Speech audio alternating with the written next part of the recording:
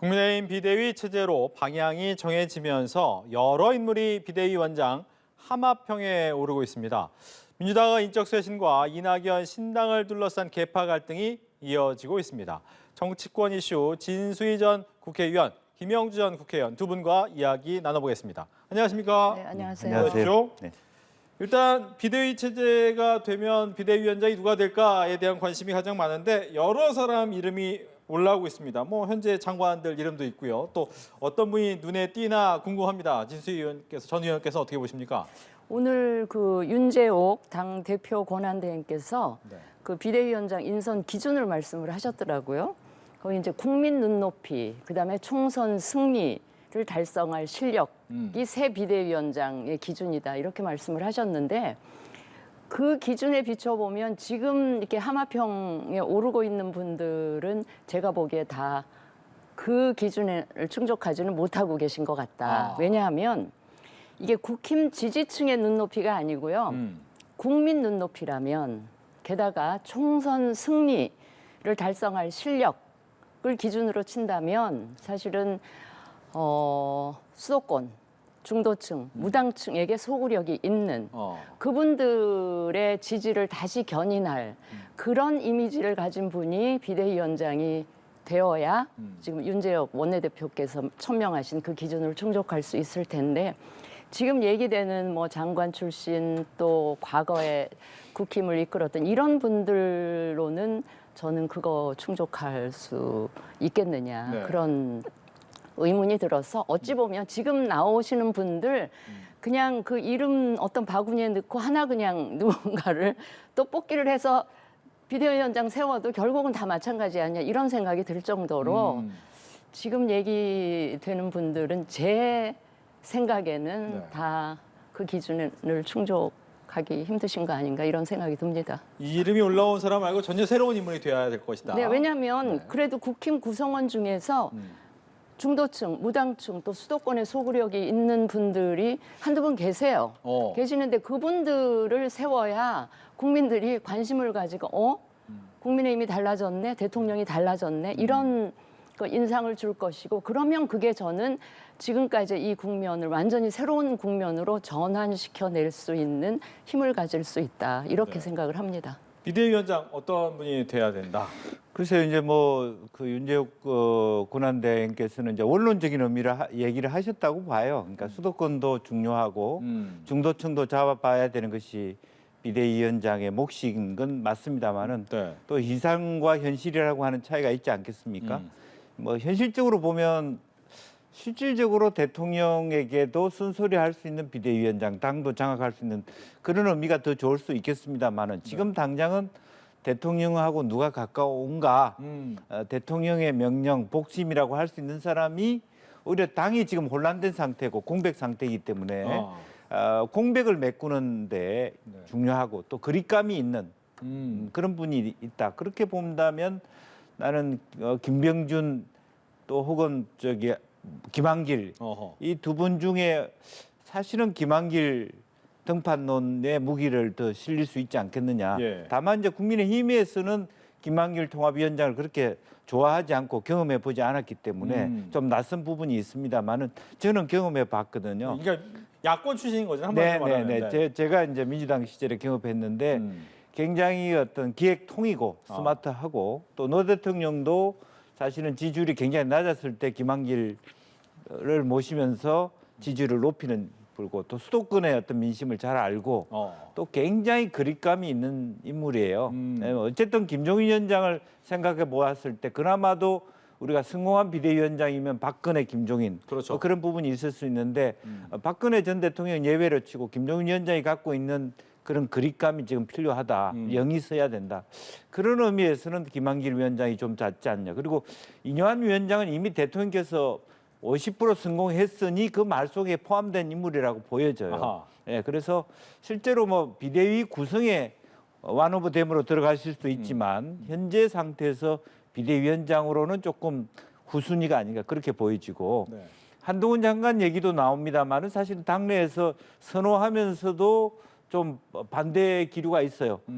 조기에 급하다고 써가지고 사실은 빨리 조로해 줄 수 있는 또 혹은 만에 하나 이번 총선이 승리하지 못했을 경우에 입을 수 있는 정치적인 그 타격, 네. 혹은 실제로 이분이 뭐 법 전문가이긴 하지만 실제적으로 정치적 전문가는 아니지 않느냐, 뭐 경험해 보지 못했지 않느냐, 이런 부분이 그 안에 깔려 있다고 보여집니다. 예. 이 아까 이제 누구라고 말씀은 안 하셨는데 김한길 아무래도 통합위원장 얘기 나오니까 이분 어떻습니까? 저는 지금 우리 김영주 의원님께서 말씀하신 그분들 중에 한 분이 되시면 민주당에서는 그 속으로 미소 지을 것 같다는 아하. 생각이 들고요. 그분들 중에 한 분이 되시면 결국은 김기현 그 대표 시즌 2 이상도 이하도 아닐 거고 국민들한테 별로 임팩트를 주지 못할 거다라는 생각에서 그런 말씀을 드린 것이고, 적어도 전에 김종인 비대위원장을 이쪽 그 국민의힘 보수 정당이 모셨을 때 국민들의 관심을 끌고 그렇죠. 국민들이 놀라면서 관심을 보였던 그 정도로 가야 되지 않는가 싶고요. 예. 김한길 위원장은 이미 윤 대통령이랑 굉장히 가까운 사이로 알려져 있기 때문에 그분이 오셔서 하면 결국은 그 용산과 윤심이다. 윤심, 뭐 용산의 하명 이렇게 될 거기 때문에 이제 국민들 이미 다 알아요, 그거를.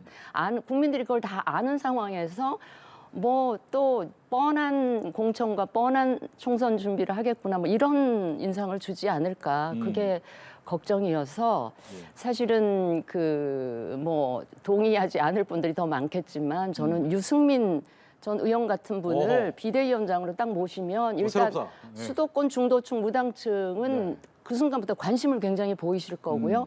국힘이나 그 용산이 달라졌다는 인상을 주기에 너무나 충분하면서 그 총선 승리까지 견인해낼 수 있는 그런 쪽으로 갈 거고, 그게 민주당 쪽에도 엄청난 그 충격을 주면서 민주당의 쇄신까지도 이끌어낼 만큼 예. 다시 말하면 한국 정치가 지금까지 계속 퇴행되는 과정을 밟았는데 그런 걸 계기로 총선이 치러지면 상당히 달라질 수 있지 않겠나 하는, 어떻게 보면 아까 김영주 의원께서는 현실과 이상의 차이라고 하는데 네. 저는 뭐 선거는 현실이니까요. 현실적으로 그런 시도를 한번 해봄직하다. 저는 국힘의 구성원으로서 네. 정말 그런 파격적인 혁신의 물꼬가 틔워질 수 있었으면 좋겠다, 이런 말씀을 드립니다. 예. 유승민까지요. 뭐 정말 그렇다면 네. 임팩트가 있죠. 저는 임팩트가 있는데 우선은 참 이제 우리 대통령께서 첫 번째 경기도지사 선거 때 유승민 후보하고의 관계, 또 지난 대선에서의 관계, 이런 부분들을 저는 뭐 어떻게 평가하는지 모르지만 초기에 지금 이 정부가 굉장히 아슬아슬하게 오는 첫 번째 이유가 유승민 의원이 경기도지사 되는 길을 막지 않았으면 어땠을까 하는 생각이 들어요. 이제 그런 부분에 있어서 좀 적지 않은 악연이 있는데, 만약 그걸 풀고 뭐 진현님 말씀처럼 대승적으로 유승민 의원과 대통령이 만나서 비대위원장을 앉힌다면 이거는 정말 태풍급 임팩트가 있다, 저는 그렇게 보여지고, 네.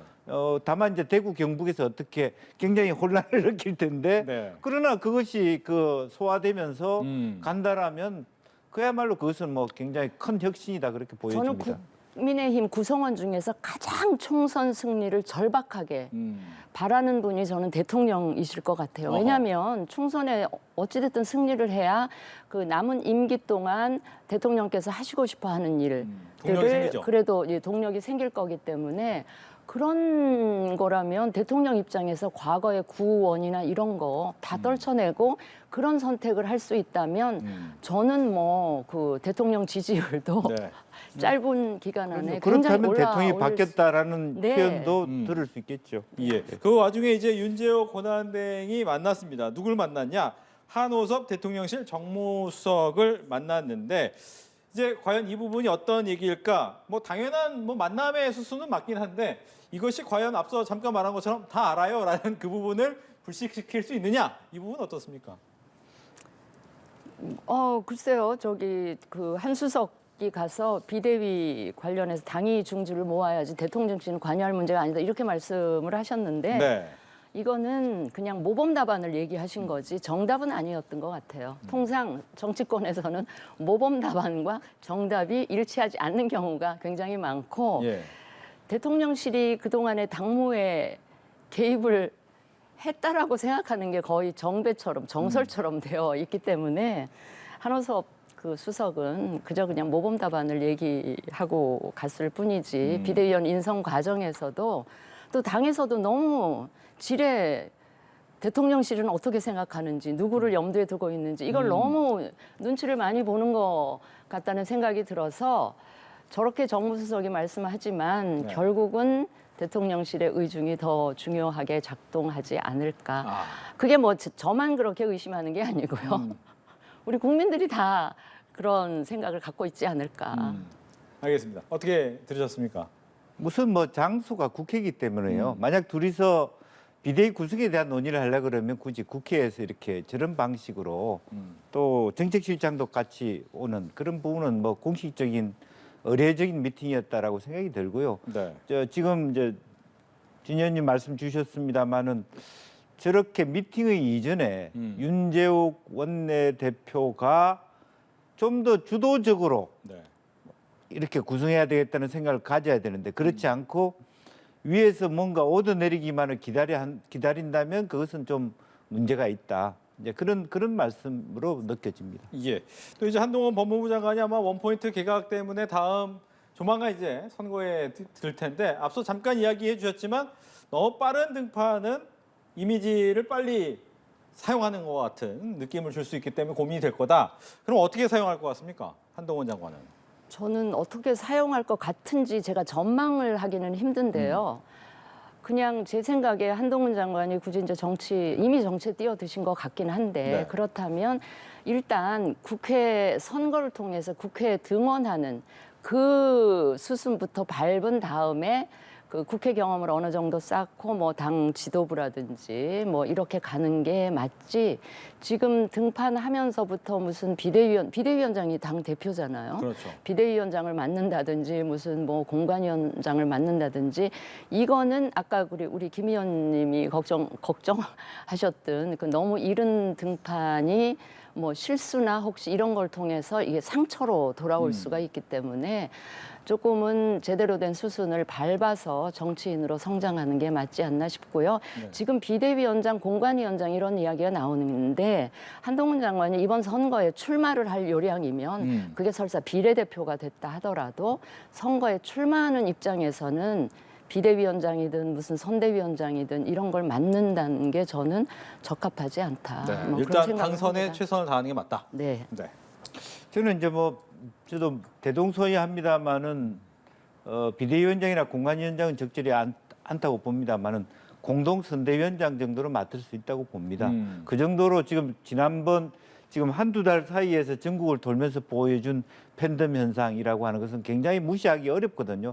총선을 앞두고 있어 매우 매력적인 포인트입니다. 지금 국민의힘 또 전체 장관을 포함해서 한동훈 장관처럼 전체적인 국민들로부터 환호를 전국을 돌아다니면서 받는 인물은 드물고요. 네. 또 그 부분을 갖다가 의도적으로 줄일 이유도 없을 것 같아요. 그래서 공동선대위원장 정도를 앉힐 수 있겠다는 생각이 들고요. 예. 그렇기 때문에 기본적으로 당에서는 오히려 지금 현재 비대위나 그런 면에서는 한동훈 장관보다는 원희룡 장관 또 나경원 전 대표 이런 분들이 당을 경험해 보고 같이 갈 수 있는 다선원 출신들이 더 1차적으로는 선호하는 그런 분들이 아닐까 그렇게 보여집니다. 예. 김기현 전 대표 얘기도 해보죠. 전 대표라고 붙은 것처럼 대표직은 내려놨지만 과연 그 다음에 불출마냐 아니면 험지 출마냐 이 부분을 놓고는 또 고민이 될 것 같아요. 어떻게 예상하십니까? 그러니까 내려놓은 거하고 본인이 이제 갖고 가고 싶어 하는 게 용산이랑 생각이 좀 다른. 아하. 본인은 이제 대표직 사퇴하고 지역은 지키고 싶어 하는 것 같고요. 네. 이게 뭐 제 전망이 틀릴 수도 있지만, 근데 용산 쪽에서 들리는 얘기는 대표직은 유지하되 지역은 내놔라라고 하는 게 대통령실 요구였다고. 모르겠습니다. 그게 팩트인지 아닌지는 모르겠는데, 그런데 이제 제가 보기에는 그 김기현 대표가 그동안 잘 수도권 민심 잘 모르시다가 워낙에 이제 수도권 위기의식 이런 게 얘기가 자꾸 되고 결정적으로 지난번에 당 연구원에서 만들었던 보고서 있지 네. 않습니까? 서울 지역에 여섯 여섯 석, 곳. 네. 이 보고서를 접하면서 내년 총선 결과에 따라서는 자신이 총선 결과를 책임지고 대표직을 내놔야 될 수도 있는 상황인데 지역까지 못 지키면 그 이후 총선 이후에 김기현이라는 정치인의 미래가 굉장히 불투명해지지 않습니까? 그러니까 어차피 총선 참패하고 대표직을 사퇴하기보다는 네.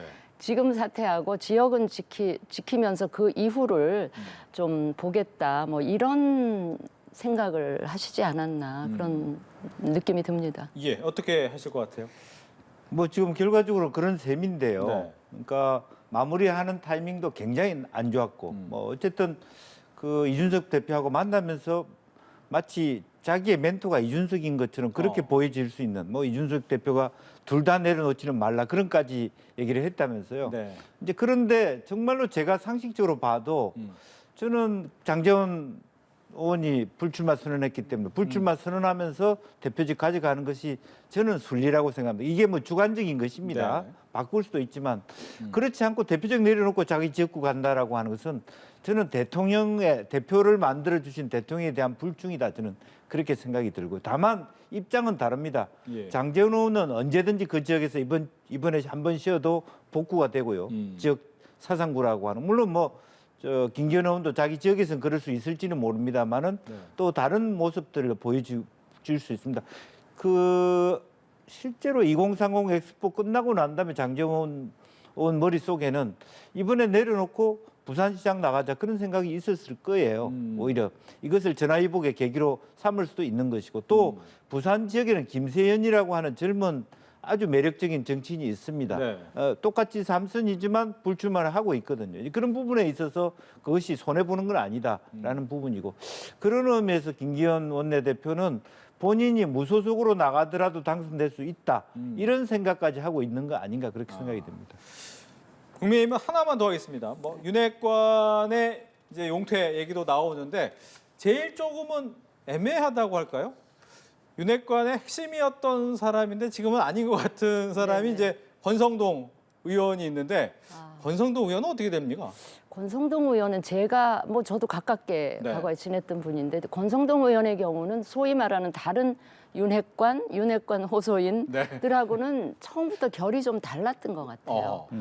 그러니까 지난번 전대 처음에 출마할 것처럼 하다가 당대표 이제 때. 불출마 한 그 시점부터는 그 다른 윤핵관들하고는 좀 거리를 그때부터 굉장히 두기 시작했고 뭔가 뭐 이준석 대표 이야기로는 윤핵관이라고 하면서 누린 것은 전혀 없지 않느냐 그런 네. 점에서 다른 윤핵관들하고는 다르다 그렇게 그 말이 저는 그 수긍이 돼요. 그래서 그 권성동 의원도 불출마하라 이렇게 그러니까 윤핵관으로서 이제 불출마를 요구받기에는 좀 본인으로서는 억울할 수 있는 측면이 있고요. 또 듣기로는 강원도의 강릉에 그 지역구에는 정말 독보적인 그 지지 기반을 확보하고 있어서 불출마한다 그래 다른 사람 내기가 굉장히 그 녹록지 않은 그런 상황이라고 듣고 있어서 그 저는 그런 분석에는 동의를 합니다. 예. 네. 권성동 의원의 거취. 글쎄 뭐 지금 이제 여권 내에서 그런 평가들이 나왔으니까 뭐 그런 부분을 존중하는 것이고 네. 결과적으로는 소위 뭐 어쨌든 윤핵관이었거나 아니었거나 간에 이 세 분들의 모습, 그 김기현, 장제원 의원도 사실은 버스 92대를 데리고 시위를 한번 하지 않았습니까? 예. 다만 이제 내가 출마할 수 있는 능력, 당선될 수 있는 능력을 보여주고 뭐 큰 틀에서 여당의 성공, 윤석열 정부의 성공을 위해서 내려놓는 모습을 보이는 그림이 있었다고 저는 보여져요. 이제 그런 부분이 있지만 그러나 그 사이에 미묘하게 흐르는 대통령의 관계가 미묘하게 그렇게 진짜 핵심 관계자로서의 끈끈한 정을 계속 이어가기 힘들겠구나. 그런 부분 정도의 차이가 있지만 결국 김기현 대표도 그런 부분 아닙니까? 대통령 뜻을 좀 거슬러 가고 있다고 보여져요. 실제로. 장재원 의원도 사실은 거스르지 않은 선이지만 자기한테 불리하지 않은 선택을 한 거예요. 이제 그런 면에서 과연 이게 계속적으로 삐그덕거리는 것이 잠재해 있다. 네. 따라서 앞으로 공관위가 어떻게 운영을 할 거냐에 따라서는 나중에 1월 중순에 이 소위 초기 윤핵관 호소인들이 어떤 변신을 할지 잠재되어 있는 부분들이 있을 것 같다는 생각이 듭니다. 예. 이 와중에 이제 민주당을 탈당한 이상민 의원과 안철수 의원이 내일 오후에 만날 것이다라고 이제 알려지고 있는데 두 사람이 만나서 어떤 얘기를 할지 이번에 먼저 얘기를 해주시죠. 글쎄요, 저는 뭐 과연 안철수 의원이 국민의힘에서 어떤 포지셔닝이냐 모르겠어요. 어떤 자격으로 왜 만나는지. 차라리 너는 이상민 의원은 그냥 국민의힘 간다고 생각합니다. 조정은 의원처럼. 예. 근데 중간에 자기가 어떤 역할을 하려고 저런 일을 하는지는 모르겠어요. 그러니까 어떤 자격인지. 자기 안정성도 확보되지 않았다. 그런 의미에서 이것이 그냥 만나는 거야 뭐 반대하겠습니까만은. 그래서 오히려 더 안철수 의원한테는 불리한 만남 아니냐. 다시 빅텐트 얘기하면서 이게 이상민 의원과 같이 지금 외롭게 혼자서 국민의힘에서 다른 삐딱선을 타려고 하는 거 아닌가. 이런 의구심을 받게 되는 잘못된 미팅이다. 저는 그렇게 보여집니다. 예. 이상민 의원 굉장히 답답하신가 보다 이런 인상을 제가 받았고요. 지금 사실 안철수 의원이 국힘 내에서 존재감 이런 게 사실은 뭐 죄송한 말씀입니다만 그런 게 별로 없어서 안철수 의원이 이상민 의원 만나고 나서 뭔가 당 쪽에다 이야기를 한다고 해도 네. 별로 임팩트가 없을 것 같은 이런 상황인데 이상민 의원이 굳이 국힘의 여러 구성원 중에서 안철수 의원을 만났다는 거가 예. 저는 이분이 갈피를 잘 못 잡고 있고 좀 답답하고 뭐 그렇구나 이런 생각 이상도 이하도 안 가졌습니다. 알겠습니다. 민주당에서는 초선 의원들 분들만 이제 부출마 선언을 했잖아요. 예, 6명이. 예. 그러다 보니까 이제 원칙과 상식 이 4인방은 이런 얘기를 합니다. 왜 우리는 장제원 같은 사람이 없느냐. 그러면서 이제는 이재명 대표를 포함해서 지도부가 뭔가 좀 보여줘라. 근데 보여줄 수 있습니까? 보여줄 수 없죠. 그게 답답한 거죠. 사실은 뭐 국민의힘이 내용에 있는 것처럼 보이지만 그래도 국민의힘은 대통령께서 말씀하신 대로 인요한 혁신위원장의 그 생각대로 절반은 성공한 거예요. 50% 달성된 겁니다. 장제원부터 어쨌든 압박 수위를 가하고 있고 뭐 나중에 저는 김기현 대표도 등 떠밀려서 불출마하게 될 수도 있다. 네. 그런 부분도 남아 있다고 보여져요. 다만 이제 지금 뭐 인재영입위원장이나 이런 분들까지를 생각했을 때 과연 그분들이 따를 것이냐 다른 문제인데 우리 당은 오히려 전혀 반대로 잘못되고 있어요. 오히려 우리 당에서 필요한 경제 전문가 불출마하고 네. 우리 당에서 아주 소신적인 어떤 정치 개혁론자 이탄희 의원 불출마하고 오히려 당에서 남아야 될 필요한 요소들은 도저히 못 견뎌서 이 분위기가 견디지 못하고 나가고 있고 실질적으로 안민석 뭐 조정식 소위 뭐 오선부터 네. 뭐 소위 나는 김민석 의원 같은 경우도 이제 던져야 된다고 생각하는데 몇 선이라를 떠나서 586 세대 제일 초기에 왔지 않습니까? 15대부터 전체적으로 민주당이 민주적이지 못한 부분에 대해서 네. 586 전체 용태론을 책임지고 누군가 퍼스트 펭귄이 돼야 되는데 그런 부분은 아무런 그것이 없고 이재명 대표 또한 답을 피하고 있고 네. 이렇게 돼가지고는 아무리 윤석열 정부가 정치를 못하고 민생이 어렵다 하더라도 누가 민주당에게 기대를 걸고 표를 줄 것이냐 네. 상당히 지금 정반대로 잘못되고 있지 않나 그렇게 생각이 듭니다. 민주당의 인적 쇄신. 민주당의 인적 쇄신. 저는 인요한 혁신위의 혁신 효과가 어느 정도 있었다고 말씀을 하시는 거에 제가 참 동의하기 힘든 게 장제원 의원의 불출마 선언은 장제원 의원 본인의 정치 스케줄에 따라서 저는 그렇게 한 거 같고요. 인요한 혁신위의 안을 받아들였다기보다는 그다음에 김기현 대표 사퇴 건도 지역구 자기 지키기 위해서 사실은 대표직 내놓은 이런 거기 때문에 그게 인요한 혁신의 뭐 효과다 이렇게 보는데 저는 동의하기가 힘들고요. 또 인요한 혁신의 뭐 50% 이러는데 이거는요. 네. 그렇게 비워진 자리에 누가 공천을 받는지를 봐가면서 그것까지 종합해야 인요한 혁신이 혁신 효과다 이렇게 판단할 수가 있을 것 같다는 생각이 들고요.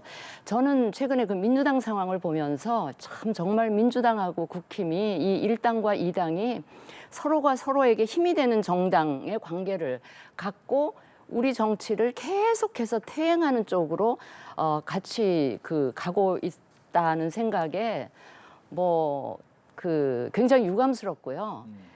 특히 이재명 대표에 관해서는 이재명 대표 요즘 과거부터도 그랬지만 요즘에도 본인에게 불리한 질문이 나오거나 조금 답답한 그 애매한 질문이나 곤란한 질문이 나오면 딱 두 가지 대응 방식이 있더라고요. 동문서답을 하거나 말을 바꾸거나. 네.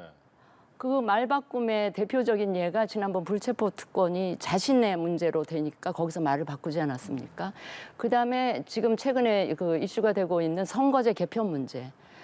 여러 번 민주당 쪽에서 대선 때도 공약으로 약속했었고 이런 거를 지금 뒤집는 그 수순으로 가고 있지 않아요? 그래서 저는 최근에 이 상황을 보면서 민주당의 그 원칙과 상식 이 네 분이 인적 쇄신 얘기하고 당 혁신 얘기하고 이런 희생 얘기하고 하시는데 저는 민주당이야말로 인적 쇄신 무슨 제도 개선 총선 공약 1호 2호 벌써 발표를 하신 것 같은데 그거 모든 것에 앞서서 가장 중요한 게 선거제 개편, 그러니까 준연동형 비례대표제도 있잖아요.